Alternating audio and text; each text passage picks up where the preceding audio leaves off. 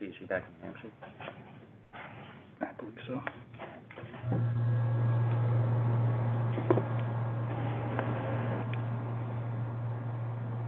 There's a couple of grant applications on the agenda that we're starting to sort of push towards them, giving us a budget. Their applicants are just kind of learning, so I helped them out a little bit. So there's two budgets for the two applications that are on the agenda that CRC one. this CRC one, yeah.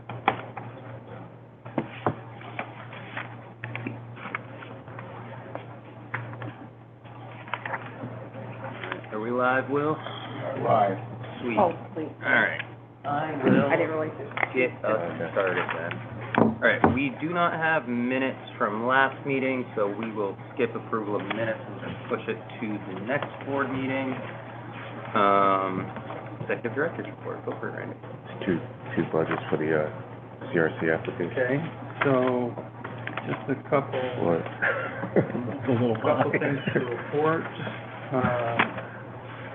We had got our first task order in place with Victoria Stores to do the economic impact analysis and the cost benefit analysis for the Bella project. So that task order is in place.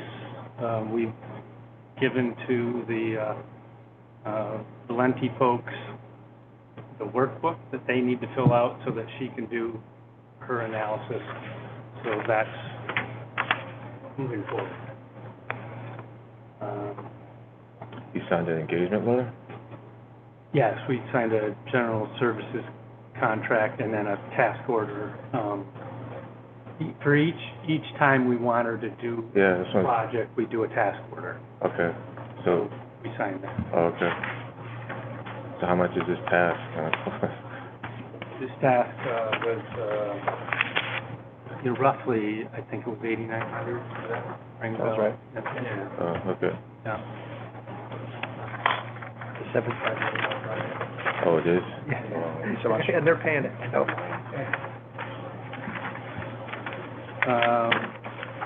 Other things I need to report on for the IDA. There's other projects in various states of progress. The 74 New Turnpike, which is the tiny homes. We're expecting to get an application in from them. I thought maybe we'd get it for this meeting, but it looks like it'll be the June meeting. That would just be the, step one in the process, as you know. There's also the Lansingburg Gateway project that, I guess they just had a neighborhood meeting on that recently. That one's not ready to submit an application to us yet. What's that? What is it? Oh, that's the old Price Chopper. Oh, They're looking to do some mixed use there, rentals, and I guess some storefront, I'm not sure. I think there's some commercial involved. Yeah, some commercial involved. I think it needs to get itself through a little bit of the planning process before we get fully Yeah, engaged. it's got to go through planning. There's some, there's are they taking some down, public funding that, they're taking down that whole structure? I think so. Oh, So, yeah. Yeah. So that one will probably will be more like later in the summer, maybe early fall. Who's the developer? Attic Labs, Yeah, Attic Labs. they're from Newburgh. Are you okay with it?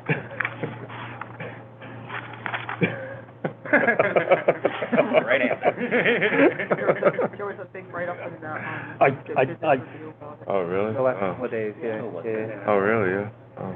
I think the hurdle to a warmer reception of that project would be some type of remediation of the impacts of the last project for the Lion Factory, the impacts that it's had on the surrounding. equating that project with what could potentially happen to that project, and it's Two very already different being projects. blacklisted throughout the community. So it's gonna be, This would be market though, right? This isn't. no, it's affordable housing, they call it workforce housing. 60% AMI is the average. Oh, really? Yeah. Oh, okay. 200 units, 3 separate buildings, 4 stories tall. Oh, Anyway, we're not there yet, so. okay. Attic labs. Attic Labs?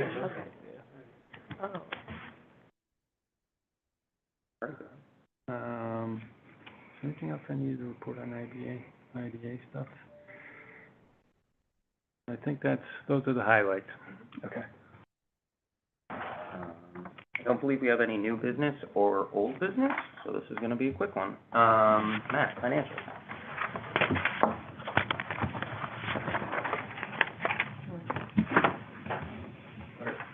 Our first payment financial position. As of April 30th, we had total assets of $2,144,265, with $1,885,522 of that in cash. We had total liabilities of $802,551, which left us with a fund balance of $1,341,713. There's no significant changes to the statement of financial position for the month of April.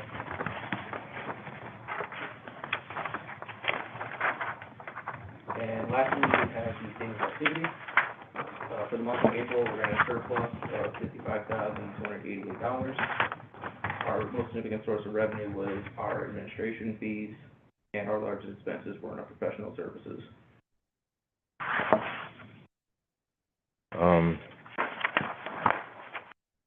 The accounts receivable, Some calls.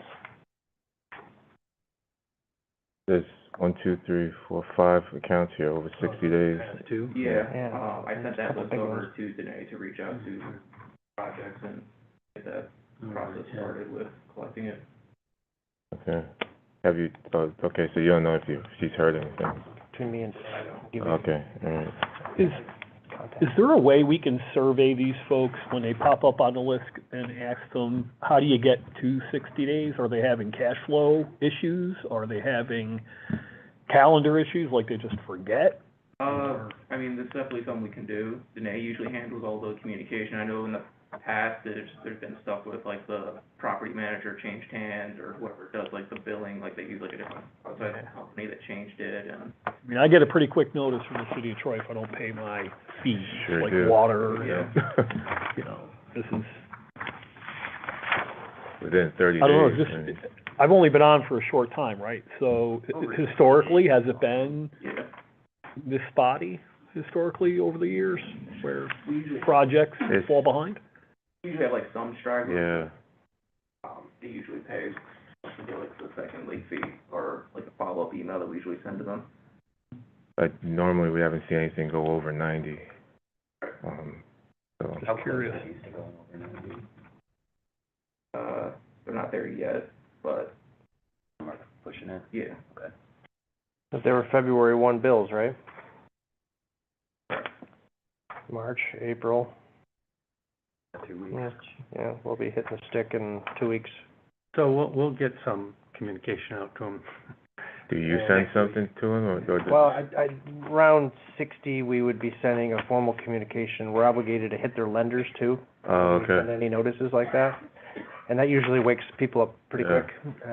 The lender, Because we talked about that last meeting, Yeah. sending out the communication. Sent last meeting? 'Cause, yeah, we talked about that, do you know? I think now with Randy fully saddled in, I think Yeah. we'll Got get in help. front of it, and I can help, with the wording or make it, look a little more official. Also, what is the timeframe, you know, so the strongly worded letter is saying you haven't paid, we're going to revoke your pilot, Right, like... the 30-day cure period starts, that kind of starts a ticker, Okay. and that's what makes the bank nervous. We have a pilot mortgage usually that can get in front of a bank and they'll protect their position, and just like okay. if somebody doesn't pay their taxes, if the IDA wasn't involved, a lender typically will pay those to maintain their lien position and then add it to the mortgage. I'm not sure that's quite this far yet. Yeah. I know 444 River came to us a few years ago and said they wanted to renegotiate their pilot, and we're like, no. So the mortgage is subordinate to the pilot? Well, we're in front of it, yeah. Yeah, okay, Yeah. all right. We record a mortgage in front of the Okay, commercial all mortgage, just like a tax lien. Oh, okay. In the all right. past, without a pilot mortgage, if they didn't pay, it's just a contract. Yeah. So the IDA, if it doesn't get paid, or the taxing jurisdictions, if they don't get paid, they're forced to sue. And then you can have like a five-way problem. So, so we close with a pilot mortgage to mimic a tax lien, and we make it a principal amount that's the equivalent of 3 highest years of the pilot. So in case it goes out protracted like a tax lien, usually goes about 3 years before a foreclosure happens. So, anyway, we're in a good position if we have to enforce it, but Yeah. typically, the right notice to the right recipients will rectify it. Oh, can you explain to everybody what the 800,000 is? Yeah, the original value was collected at the end of April, that were permitted by the end of. Which one was that? Which pilot was that? I believe the biggest one was, for, this building, the Oh, check ended up getting like, shuffled into a bunch of other paperwork for, the other stuff that's going on with this building, so. Yeah, he had the check and found it at the end of the month and we're forbidding it. okay. That's more than one pilot than the 800,000. Okay. Yeah, and then part of that too was also still with. Why wouldn't they be aging then? It's Why wouldn't payable. they be aging? Yeah, it should be on the payable, yeah.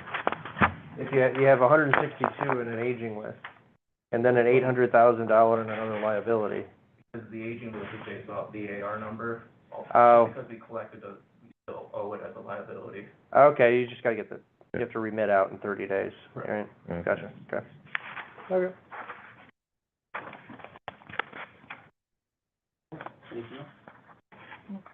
I think that's all we got for the IDA today. Do we have a motion to adjourn? Motion. Second? All right, all in favor? Aye. Perfect, thank you. All right, on to the CRC, which, what was that? Oh, we had to approve the Yeah. financials. Shoot. It's only my second one, sorry. No, that's All right, let's go back a little bit on adjourn. All right, do you have a motion to? Reconvene. I'll second. All in favor? Aye. Cool, now we're really done. All right, on to the CRC. I don't know that we are really done, because we have to approve the financials, then adjourn.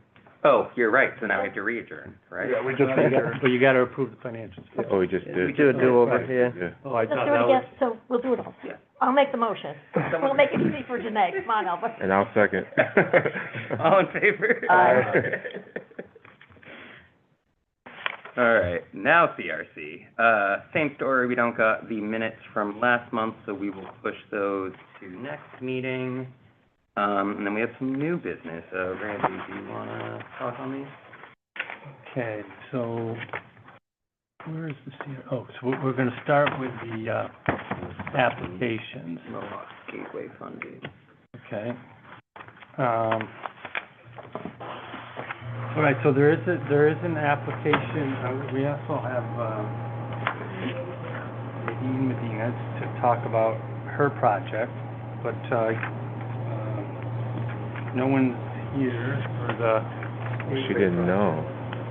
Nobody told her to be here. I would've told her and told her to be here. She didn't know to come. Albert, I could tell you what's going on. Yeah, You're on board, right? Danae did. Yeah, I know they were emailing each other and stuff with the application. I don't know if anybody knows about the, Bird and Ironworks Museum in South Troy, but, we've been putting a lot of money into that building over the last 2.5 years. Susan came up with this project for, there's a wall, adjacent to the building for the Alamo. So what they're gonna do is this, she signed a contract for somebody to, for an artist to paint this mural on that wall, for, just to beautify it, because right now it's just bare concrete. And, actually, the museum over the last couple of years has been kind of a destination point for, these, boat tours that have come up the Hudson, over the last, couple of years, so, I mean, she's really, since she's been an executive director, she's really turned this building around. It was a warehouse when I first got on this board. It's been painted on the inside. The only thing we have left pretty much is, when the building was abandoned, the, cherry wainscoting was taken out, and we're trying to raise money to replace it, and the flooring has to be redone. But other than that, I mean, we put like, over the years, probably put like $1.5 million into this building. We got a grant from the state of New York in 2017, and we started using that money about 2 years ago to start renovating the building. We just finished putting air conditioning in, so now it can be open year-round, and a new heating system. So, Where's the, is it? it's across from the jail. Yeah, so if you drive past the Alamo, is that where? Yeah, it's right on the right. The Alamo is, and then it's the next building, right on the right. Okay. It's right across from the jail, yeah. I can make a couple of comments, having been there, and having grown up in South Troy for a period of time. It's a great historical preservation of what our city was and where we are now. It's approaching a museum quality type of structure, and anything that we add to it will only attract more interest in the history of our city, visitors, school trips, that kind of stuff. I mean, it's a really cool space, and hats off to everybody that's put the effort into rehabbing it to what it is right now. It's not a small undertaking. Yeah. We got a sizable donation from a benefactor 2 years ago, and pretty much that's how we put the heating system in and the air conditioning in. But the grant from the state of New York helped do a lot of the structural stuff around the building. Painted it, we did the plaster and everything. She's really did a really good job turning this building around. I mean, and I never knew anything about this building until I got on the board. But it's really become like a destination for visitors to the city of Troy and history of its industrial past. Artist Covenant, is that the same guy that did, the lobby, this building, and then on the side? I think it is, yeah. So, you know, from looking at the application, which I just saw it for the first time yesterday, wasn't clear how much they were asking for it. So, you know, I did put together on their behalf, based on what was in the application, you know, a budget, and it looks like it's a $40,000 project. There was mention of city council having committed $10,000 to the project, but it wasn't clear whether that was a firm commitment or not. You know? I met with them a couple weeks ago and it didn't come up, so it's not. This is the first time hearing it. Right, so that's still an anticipated amount. There was mention of a grant application to an organization called Fair Game. I'm not sure what that is. But that seems to be still awaiting a response. And then, so the difference, assuming those funding sources came in, would be $25,000. And again, I don't know what, from their application, what their request is. I think she's 10,000. It was 10,000, yeah. I mean, anything would help, so. Is there any urgency to resolve this at this meeting? Could we get the clarification and then come back? Well, she wanted the guy to start, as opposed to waiting until next month. I guess so, yeah, just so that we are clear on what we're actually doing. And also says they signed the contract in January. Well, she didn't know about this source of funding, so I actually was talking to her about it. And she just got the application to Danae a couple of weeks ago, so. So is the question, what's the amount? That we, What's the ask? Yeah. 10,000, that's the ask.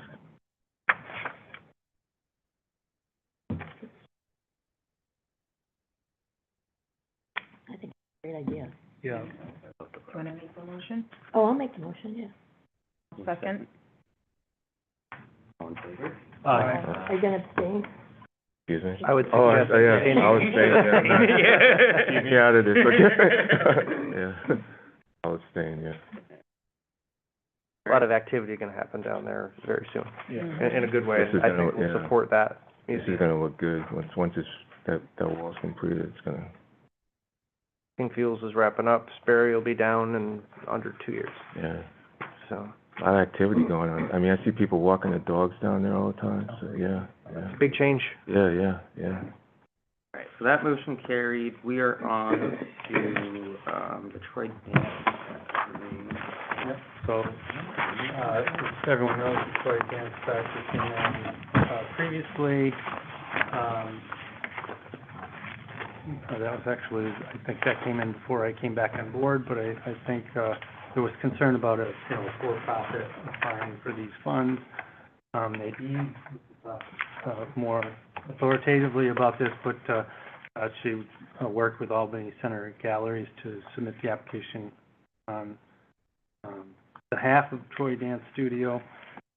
And then we've been working with Nadine to put together a sources and uses budget, which you all have.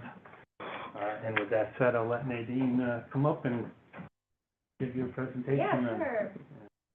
Are there any questions you specifically want to touch on, or just my purpose for asking for this? And just talk about the project. Okay, yeah. So, I'm Nadine Medina. I own and operate Troy Dance Factory, and this will be my 15th year in operation. When we started Troy Dance Factory, we had kids and adults, and we used to have our annual show at the music hall, which was really cool. But obviously, you had to go in the music hall, charge $20-25 a ticket. COVID happened, and all of that, of course, shut down. So when we were able to reopen, I wanted to do an outdoor show, just in case we had another shutdown in 2021. So the outdoor show actually is now in its 6th year, because there was no putting the lid on it once it started. What started as a dance, essentially a recital for kids and adults in the music hall, is now a little festival that I hold on the river. I don't know if anyone's been able to attend that any year, but we put a stage right on the river where the fountains are. Of course, turn the fountains off. I have live musical acts perform throughout the show. We have vendors and we have local food and drink. We have some organizations that show up, and I do sell tickets for $15 instead of the $20-25 for the music hall. But we have the tickets are only for the riser area and the like where the fountains are. We put tables there for VIP, but then we have tons of free seating in the grass area as well. And those are really great. We have a lot of students who do have like low-income families. I also walk around and give like flyers and postcards to the women who live at the Y. They come every year. If anyone knew Cheryl, she used to come every year. Roger used to come every year. So the folks from the Monument Square Apartments too, they're waiting for me to give them flyers, and they come on down and they enjoy the show. So it's really become a wonderful community event, open to everybody. I don't bill it as family friendly because we have field dances, and I let everyone make that own choice for themselves, but it is otherwise I say family friendly event. And I just pay the cost of it every year. Year one, Child Plaza was really fantastic, and he gave me $1,000 just to go towards this new idea. Last year, La Capitale gave me some money to cover the cost of the T-shirts that I get for the students as well. But this year, as you probably all know, they've got funds going to their other important projects, so they're not able this year to help me out. It does cost me between $10,000 and $12,000 a year. It just really depends. The first 2 years are more expensive because I was getting all the supplies, and I was hiring a lot more musical acts than I really needed to, because I just wanted everyone to perform. I've cut all of that down, but everyone's costs are also going up. I do require that all of my musical acts, my makers, my vendors, my food people are all local. Not necessarily Troy, but they're all within, I think it's like a 50-mile radius. So this is not an event that, I draw people from, like, all over I like to keep it local and showcase what we have here locally. So, with that being said, I was asking for somebody to help me cover the cost of this community event. I did present to you the budget. That's pretty consistent every year. Some of the costs have gone up over the year. The reason, so like the first year, I think the event cost me $12,000-ish. But that's because I had to get like string lights and see, you know, I had to get all of the infrastructure for the event, which we now have. So the cost has gone down by, you know, a couple $1,000s every year. I mean, things that aren't on there, like I've got to buy a bunch of batteries for the stuff that, you know, like gas tape for the stage, like little things like that. So there might be another, I don't know, $500 to $1,000 that's not on this that I'm going to be spending. But that's pretty solid at this point, because all my numbers came in. In fact, I just paid for my posters yesterday. Those came in at like $250. The posters and postcards, and I actually brought one for you if you want it. And I just paid for the shirts yesterday. Those came in at about $2,300. So Walt Kuziewski, who's Monica Kuziewski's husband, does the shirts for me, so he's really good. And yeah, so those numbers are final. June 7th? June 5th. Yeah, June 7th. Yeah. Want one? Sure. Okay. I mean, I'd love for you to come. I live right down there, so. Yeah, it's a really fun event. It's just a really good event every year. Last year we had perfect weather for it. The year before was our first rain out, which was a huge bummer. Yeah. Yep, I like to let. How many people typically? Oh, yeah, that's a great question. My first year, it was like 450 tickets, which was amazing. But everyone was itching to like come out in 2021 and do something. Yeah. The second year, I think it was like 300 tickets, and then the third and fourth year went way down to like 200 and 250 tickets. Of course, I got a little bit nervous, and then the fourth year we had a rain out, so I was just like, oh no, I don't know if this event's gonna work anymore. Did it one more year, did it last year, which was my fifth year. I sold, again, about 400 some odd tickets, which was awesome. And then usually about, like, the vendors estimate that approximately 1,000 people come to the event. Obviously, they don't sell that many tickets because, I mean, you can see the event from anywhere in the park. It's really a matter of if you want to sit and you want to support the show. Otherwise, you can go, and I tell everyone the grass area is free. There's probably 150 people who sit in the grass area, and they still just walk. So this year, tickets have been on sale for a week, and I'm probably up to like 75 tickets right now. So, what's that? Where can we buy tickets? Falloutfest.com. Yeah. Yep. How do you get word out? Okay. Yeah, so I've got posters. I literally just took them up yesterday. We put them around town and in stores. They can trade answers, and they will distribute them at, like, their apartment complexes or cafes they go to in Albany or whatever. I've got postcards as well. We have an Instagram page. I have a newsletter list. In the past, like, when it first started and everybody wanted to showcase, you know, we're reopening from COVID, I was getting, like, radio interviews and articles, and everyone wanted to come to me and ask me about it. But right now, word is, I mean, I have a few hundred students. I have a couple hundred students at the studio. So just exponentially, they share on their Instagrams, and they text their friends. And like I said, we put posters all over town, postcards all over town. So those are primarily my sources, plus my newsletter. I've got, I want to say 1,900 people on my newsletter list. So I email them as well. So, I mean, I would think that would translate to bigger numbers, but not everyone's into this, so yeah, but that's what we do. Thank you. Yeah. Do you have any other questions? I'm happy to answer.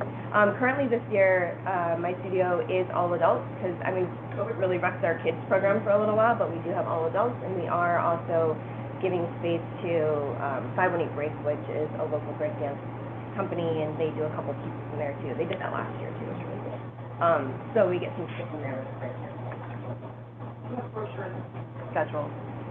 A class schedule.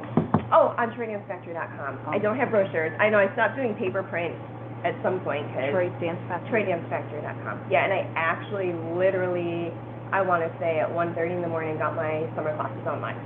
So, yeah, it's a big push this time of year with producing the festival, getting summer classes online and all that. But Where's your studio? it's on River Street. So, but it's on the back end. So if you're literally like in the parking lot, next to the park, and you turn around and you look at the buildings, I've got like a mural in my Oh, okay. Yeah. So I'm right there. I actually, unrelated to this, I am relocating probably to the Atrium building this year in the old bingo hall.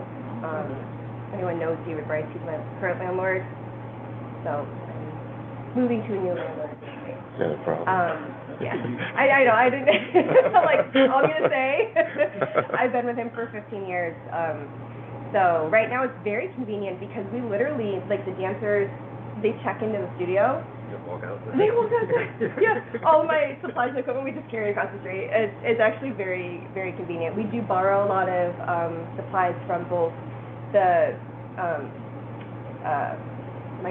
the farmer's market, Steve, and the Bid as well, because they have like tables and they give us our Adirondack chairs. I set up call it a riverfront lounge, so if you go down to like, there's like a little area right on the river that's kind of down in the concrete. I put my coffee vendor there and my baker vendor there, and I put Adirondack chairs and tables and little neon lights, and it's really cute, the vibe. And that's just there for literally anybody walking through the park that day. We put lawn games out, that's just there for anybody in the park that day. So, I try to make it fun. I'm one person, so I do my best, but, yeah. Not to say I don't have help, I'm not trying to, I have a great team, but that's the vibe. Any more questions? Just, I mean, when I was working with you, to put together this budget, I just ran across the number, from previous emails of what you requested. Yeah. So that, I mean, so I put this in the budget, 3,000, is that what you're requesting? I mean, 3,000 just covers Wayland time. They're incredibly expensive. So you've probably heard this before, getting a stage is like an exorbitant cost for events. Obviously, if your pockets would allow for a little bit more funding, that would put me in a really good spot to enter the summer without being in debt from a show. I've never made money off the show. I think maybe last year I made $100 or $200 off the show. But that's like, I'm not paying myself for it, I'm not paying staff for it, I'm not paying volunteers for it, so that's making money that's, assuming everyone's doing this for free, which is, fine, but, obviously if you, 3,000 is what I asked for, because I always wanted to just have the stage covered.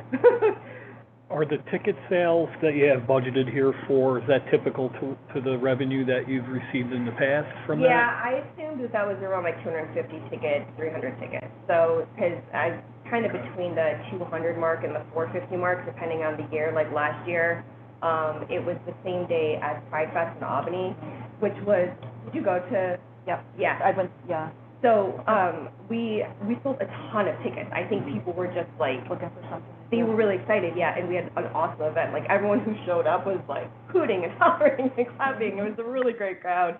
So I think that might have had something to do with it. Whereas this year, we are now offset by a week, so I don't know if it's going to go back to that year 4 number or if we really gained that momentum back last year, which I hope we did.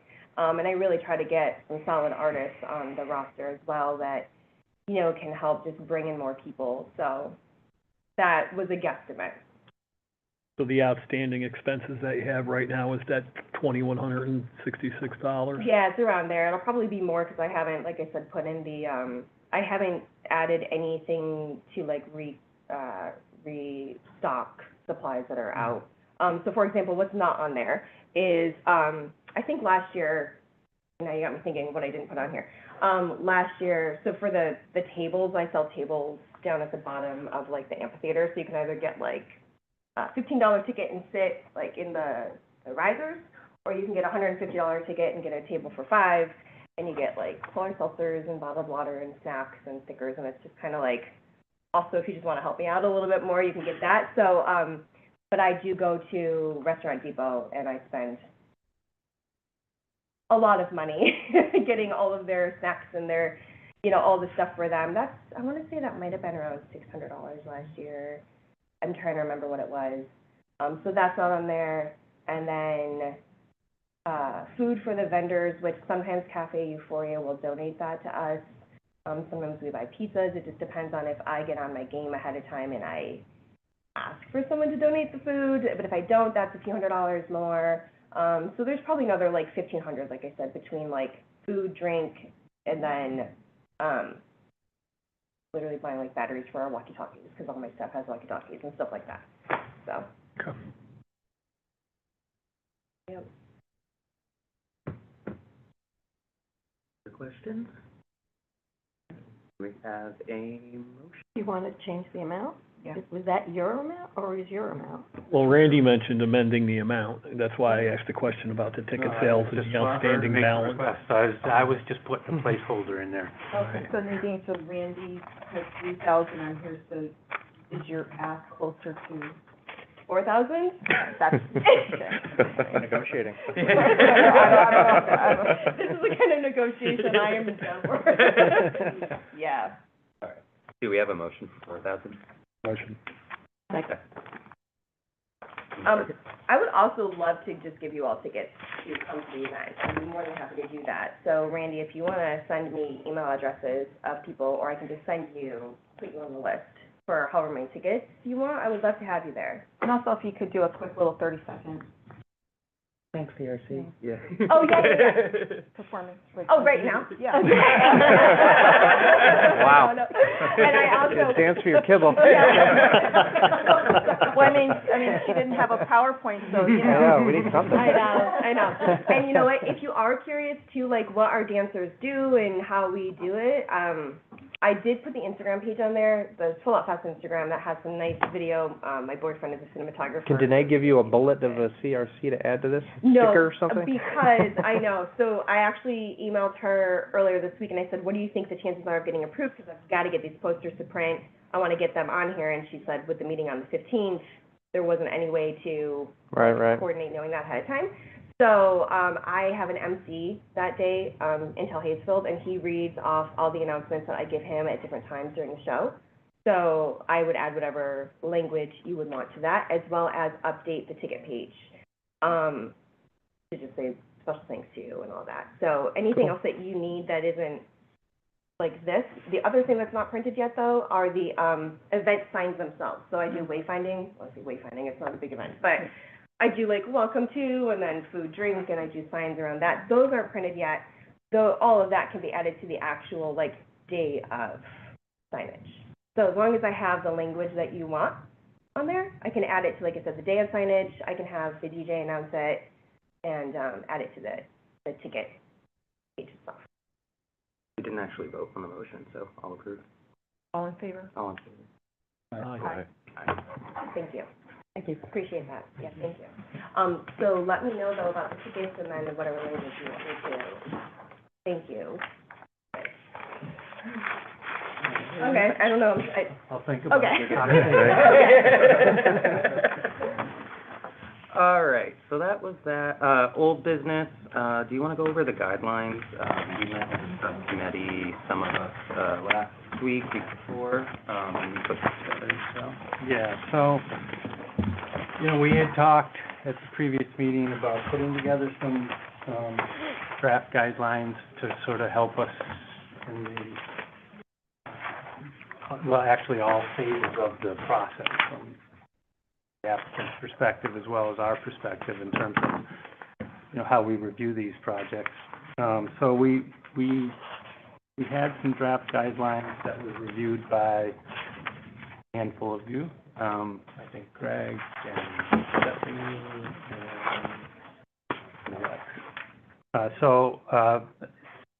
and based upon the feedback that we got, we created this draft, which was really kind of just cleaning up some of the language. The big changes that we made were, tying the purpose to the comprehensive plan, in terms of applicants' proposals. We set up a more formal review period for the board so that there would be quarterly. So, we would make this, widely known that the board reviews applications on a quarterly basis.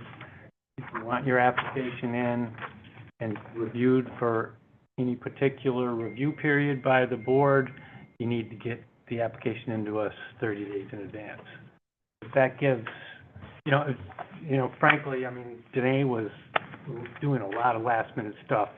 And even after she'd sent out the agendas, and 2 applications that were being considered came in like yesterday afternoon. So we just kind of want to try to formalize the process a little bit you know, recognizing that this is like some big, huge program, you know, where there's a certain amount of informality that we can have, and this was evidenced by this most recent one. But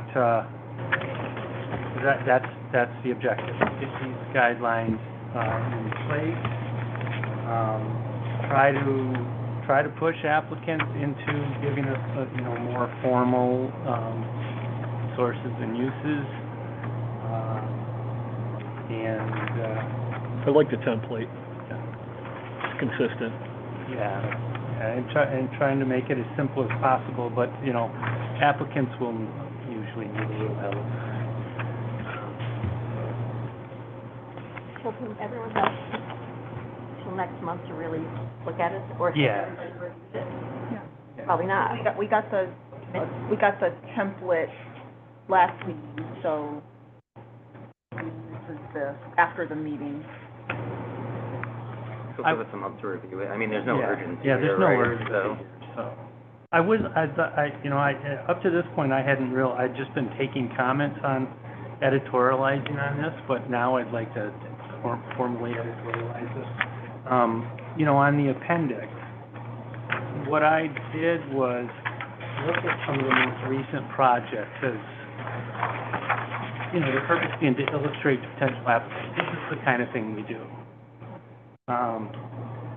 But I did notice in this that I put down the Charles Nail project, Nail project, which is a great project, and, you know, we all, this board, agreed with it, but it sort of struck me as a bit of an anomaly, because here we have guidelines that's saying grants of up to 10,000, and this one that we're highlighting is almost 30,000. So I'm kind of wondering whether or not we shouldn't really highlight that in our appendix. I don't know what other people's thoughts are on that. But if we are going to end up approving the application, and we put a cap on it, I think it's at 10,000, Yeah. and it doesn't matter what we did in the past, right? So it would be This is the cap now moving forward so that we can spread it out. Yeah, it's more that you're highlighting your deviation from the guideline. Anyways, I'm just throwing it out there. And that was a more, historically relevant It's not, project. I'm not passing judgment on the project. I'm just pointing out that, Are you saying that if an applicant wants application, should we remove that for their application? no, I'm saying we shouldn't highlight it in the appendix, because we've got a guideline that says 10,000, and then we say, here's the projects that we do, and this was 29,000. So it's more just an optics thing. Okay. And that in circus, Circus was, 15. oh, that one was 15, yeah. So this appendix is gonna be part of the application? It doesn't have to be. I mean, Okay. you know, I just was, I think the big one that, I didn't see on here is the one, Collar City Bridge with the murals on the base of the bridge. I mean, that was I don't know. Under the Hoosick Street, Yeah, that wasn't that long ago, was it? like 5 years? It was? Yeah. It was COVID-y times, yeah. Really? yeah. Was that long? Yeah. Oh, It's all very fuzzy, though. yeah, I thought it was, oh, okay. That was a lot of money. Yeah, I think that was 40 grand or something like that, A yeah. lot of lifts and Yeah. equipment that they had to rent. So that's something just to think about. You did say in here, though, that's the cap, but there could be exceptions. Yeah, they're guidelines, so. Give some thought to that, but the other thing, that sort of struck me is that the neighborhood improvement program, it's got its own application and review process. So, should we be thinking about just budgeting for that as opposed to making it part of an application process? Just kind of an automatic, you know, referral every year to help them with their budget. They're doing the vetting, right? And Yeah. It's through the council, right? They've got their own, there's an application form, there's a committee that reviews them. Right. It makes sense. I mean, the IDA budget's to fund for staff directly every year. It's just a budgeted item without having to, go through it every year, so. Would that be some sort of resolution? That, I suspect, we already approved this year's SNP? Yes, I think last meeting, had a meeting Yeah. before. Yeah.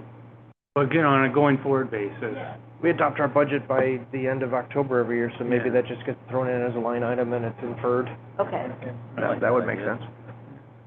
Save Sue a presentation every year. Yeah. Do we need to make a resolution for that now, or? I think we'd build it into the budget, Yeah. September, October. Cool. All right. but I might take it off the list here as something that's a example. Yeah, yeah. All right, I'll move us on to financials, Matt, if you don't mind. Our first report is the statement of financial position. As of April 30th, we have total assets of $285,087, with $70,087 of that in cash. We have total liabilities of $10,000, which left with a fund balance of $275,087. There's no significant changes to the statement of financial position for the month of April. And lastly, we have the statement of activity. For the month of April, we ran a deficit of $10,319. Our only source of revenue was our interest earnings, and our largest expenses was the grant to the Tech Valley Center of Gravity. Thank you. Any questions on financials? Yeah. When does the money for the, bond hit? That hit May 6th, Oh, it did? closed, we're not seeing it yet. Oh, okay, all It'll right. cycle okay. through the Okay, state, I think it was 187,000. Yeah. oh, okay, all right. So, yeah, as an update, we closed our PI on May 6th, so, Oh, okay, yeah, good. that went smoothly. And they'll be back probably in a couple of years, I imagine. They're just restructuring a lot of their older debt, and it'll be, I think, every few years, we'll kind of see them pop up again. Okay. One other question, have discussions just stopped with regards to moving some of the other money? Discussions with the city controller? Oh, into the, shoot, what are they called? Oh, the investment fund? Yeah. Yeah, I was talking with Matt about that. yeah, I think you'd probably be the nudge now, yeah, so, Can you just update everyone as to what the issue was? Yeah, as the board was aware of, Justin, correct me if I'm wrong, the city of Troy has to be a part of the program first before the IDA is allowed to invest, that's right. into it. And at the time that started talking about, the city of Troy did not have a comptroller. And then when he came in, went right into budget season, trying to get his feet wet. And now I think we're at a point, I don't want to speak for the city of Troy, but I feel probably mention a little bit more to move forward, going forward. And that would involve, he'd probably need to go to, I don't know if he needs to go to the council to adjust his, accounts, but it does, when a municipality joins the New York Class Collective, and it's really an intermunicipal agreement for pooled, investments, the city would sign an intermunicipal agreement to join that pool. So imagine it's gotta hit the council, for that approval, and then that'll allow him to take, I think Pioneer is their main bank, the city utilizes for fund balance. So they would have to do a budget transfer into a new organization, so it's not just him saying, I fling it over here, I think he probably needs to get some legislation to support it, so. That's gonna sting. I'll talk to the corp council about it too, so. It's gonna sting Pioneer, that's a big nut to lose overnight. Well, it depends, he doesn't have to move everything, he could just allocate, if he's got, I don't know what the number is, but if it's Yeah. $30 million in fund balance, he could just say $1 million goes over here and let that do what it does in a different vehicle. And that would allow us to draft behind the city just for having an account open, so I don't think the decisions to move an entire banking relationship is just, taking. Oh, no, I'm just saying this, I was just talking about this month. Oh, yeah, Yeah, well, the IDA in particular, Yeah. would be able to start generating some meaningful yeah. interest income as opposed to wherever the Fed's sitting and what our savings account does, or tying it up in CDs, which if you're laddering, you know, the IDA doesn't do a lot of aggressive moves of its fund balance, but something could come up and you'd have to maybe cash out a CD with a penalty, that kind of thing. Okay. But New York class laws, you go in day to day, in and out, without any kind of penalty, and with that higher interest earnings. Yeah, it's a higher rate than what's the market rate that we're getting right now. Right, in the money Yeah, market, yeah. Do we have a motion to approve the financials? I'll make the motion. Second. All right, all in favor? Aye. All right, all opposed? All right, and that is the end of the agenda. So, do we have a motion to adjourn? Second. All in favor? Aye. All right, no opposed? That's all we got today. Thank you, everybody.